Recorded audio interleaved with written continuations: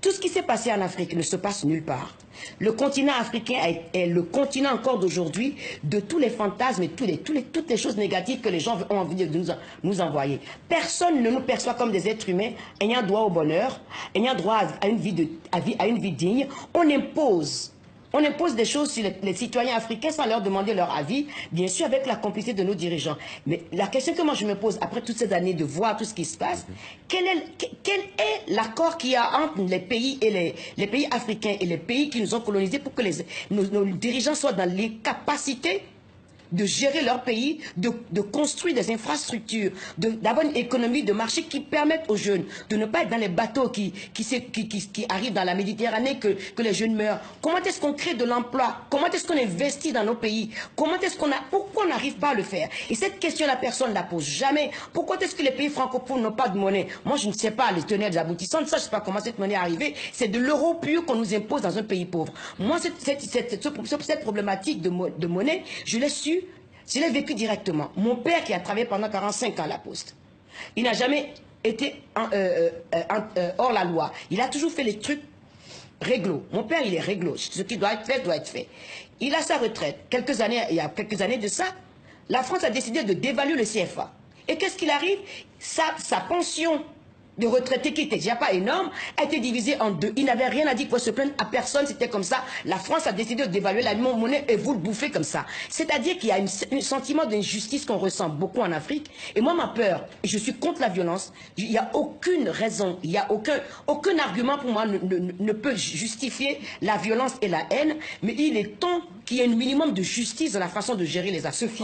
Angélique Kidjo, comment est-ce que vous qualifiez aujourd'hui la relation entre la France et le Bénin, entre la France et l'Afrique de l'Ouest?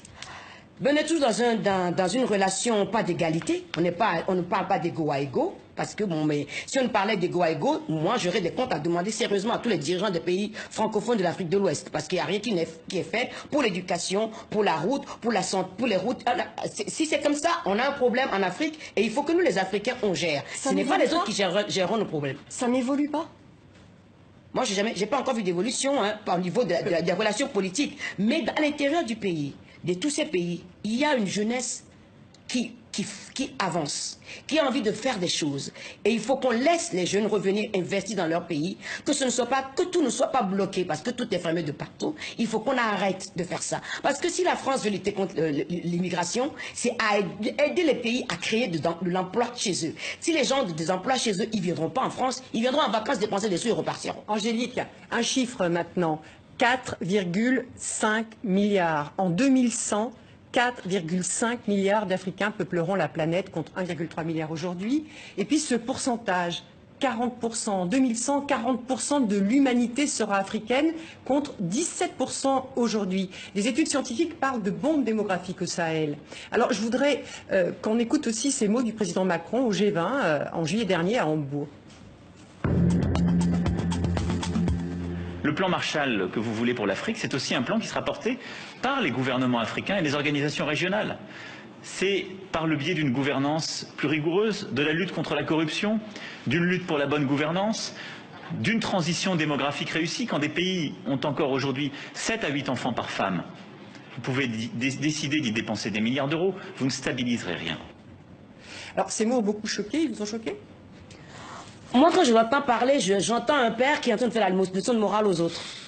C'est tout. Moi, ça ne m'intéresse pas qu'un président, où qu'il soit, d'où qu'il vienne, dise à des millions de gens ce qu'ils doivent faire dans leur chambre à coucher.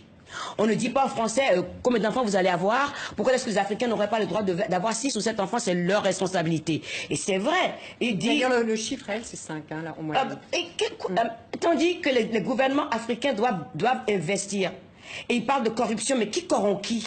Qui finance la corruption? Il faut être franc. La corruption existe ici, existe aux États-Unis, dans tous les pays européens. Il y a la corruption. La corruption en Afrique nous empêche. La corruption est un vrai problème en Afrique. Hein. C'était d'ailleurs un des éléments du discours d'Obama quand il était à la. Mais je suis d'accord. Je suis pas contre ça. Mais qui corrompt qui? Trouvons les acteurs de cette corruption qui maintiennent les hommes politiques au pouvoir, les dictateurs qui les maintiennent au pouvoir et qui les financent. Qui c'est qui les récupère quand ils sont plus en...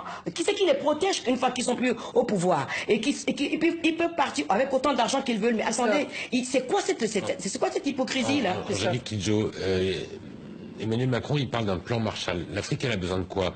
De réparation à cause de l'esclavage, de la colonisation? Est-ce qu'elle a besoin d'aide au développement ou est-ce qu'elle a besoin d'investissement?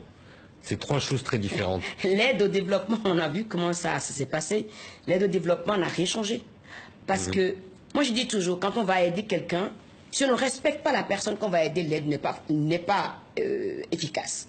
Quand on voit les Africains comme des pauvres à aider, sans leur demander ce qu'ils veulent, quand les autres organisations arrivent, ils font leur plan dans leur bureau, ici ils arrivent, les gens les regardent. Quand on est pauvre, qu'est-ce qui vous reste? Le respect de vous-même et votre dignité. Vous pouvez avoir des milliards, si les gens ne se sentent pas concernés par le dialogue qu'on peut avoir en tant qu'être humain et comment on travaille ensemble pour trouver une solution aux problèmes que nous avons et que c'est vous qui arrivez parce que vous êtes riche, parce que vous êtes européen, vous avez le complexe de supériorité, vous voulez nous dire ce qu'on a envie de faire, ça ne marche pas et ça n'a pas marché depuis 50 ans, ça ne marchera jamais. Point. Ça, c'est une chose. Investir. Moi, d'abord, il faut déjà parler des dettes des pays africains. D'où viennent ces dettes-là? Et quand on commence à parler de dettes, on se rend compte que la corruption est liée à la dette. Donc, si on veut que les pays africains se développent, il faut qu'on change complètement notre relation avec les dirigeants. Ne plus les corrompre pour les maintenir en place, que ce soit les gouvernements occidentaux ou ce soit les grands groupes qui ne veulent pas payer d'impôts parce que les plus grandes compagnies françaises ou autres, ils sont en Afrique, la plupart d'entre eux ne payent pas des impôts. S'il n'y a pas de revenus dans un pays, on ne peut pas investir dans l'éducation, on ne peut pas investir dans la santé. C'est-à-dire qu'il faut repenser complètement la dynamique entre les pays riches et les pays africains et poser les choses très clairement en disant tel gouvernement fait ça, on ne fait pas ça. Si j'ai l'impression d'entendre toujours cette rhétorique. Les gens sont corrompus en Afrique, mais ils sont corrompus pourquoi? Mais qui corrompt? Je voudrais revenir un petit peu sur le fond des propos d'Emmanuel Macron, parce que vous avez vraiment commenté quand même la forme. Vous-même, vous êtes partisane d'une meilleure éducation des filles, etc. Est-ce que vous n'admettez pas que un meilleur contrôle des naissances pourrait tout de même aider les gens à pouvoir se nourrir mieux? Et quand on observe aussi que, par exemple, c'est le Niger ou le Mali qui ont effectivement, là, du coup, 6 ou 7 enfants par femme, et qui sont en fait les pays les plus pauvres de la zone. Est-ce que là, il n'y a pas une corrélation?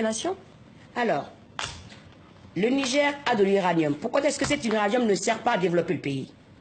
Si le gouvernement du Niger n'est pas en cheville avec les pays qui ont besoin de l'uranium pour pas que les retombées servent au pays, on en est toujours là. Il faut avoir les moyens de ce qu'on dit.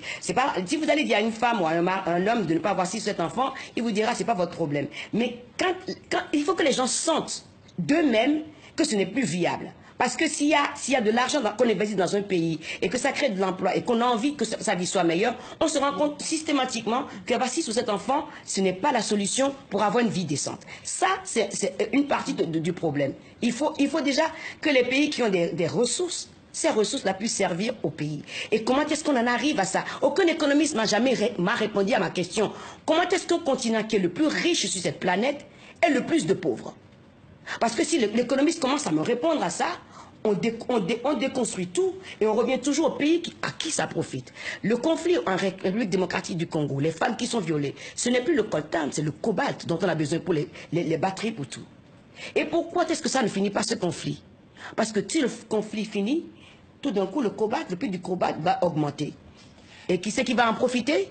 Ce n'est pas les Africains, c'est toujours les Occidentaux qui en profitent. Donc, quelque part, il y a quelque chose qui ne fonctionne pas. Et tant que les pays riches ne prendront pas leurs responsabilités, ça ne marchera jamais. On peut mettre les présidents à la Cour pénale internationale de justice, ça ne marchera jamais parce que ceux qui sont les acolytes de ces dirigeants qui font ce qu'ils font, sont ici en Europe, ils doivent se retrouver sur les mêmes bancs que les autres.